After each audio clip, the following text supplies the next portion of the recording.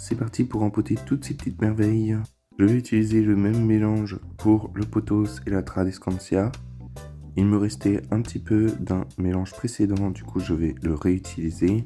On va utiliser de la fibre de coco, du terreau et de la vermiculite. Ça suffira largement pour ces deux plantes tropicales. Du coup il y avait deux plants dans mon pothos, donc je les ai séparés. J'ai repris le pot précédent qu'il y avait pour le petit. Ensuite on a la tradescantia et là j'ai pris un pot assez grand.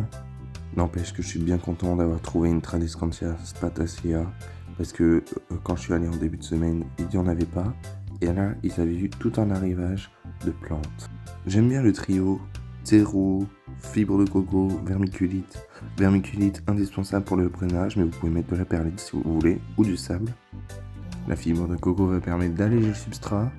Celle que j'utilise a une granulométrie très fine, c'est dur à dire, ce qui fait que ça va contribuer au bon développement des racines.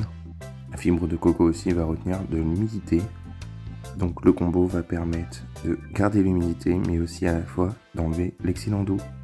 On passe ensuite au cactus de Noël, où là je vais mettre beaucoup plus de vermiculite parce que c'est une cactée. Et là on veut absolument éviter l'excédent d'eau. Et ensuite, on va passer à la plante de rêve par excellence, c'est le théier. Alors le théier est un camélia, comme je vous le disais, et du coup, il a besoin de terre de bruyère, donc un substrat acide. Sinon, toujours pareil, vermiculite, fibre de coco, et on est bien.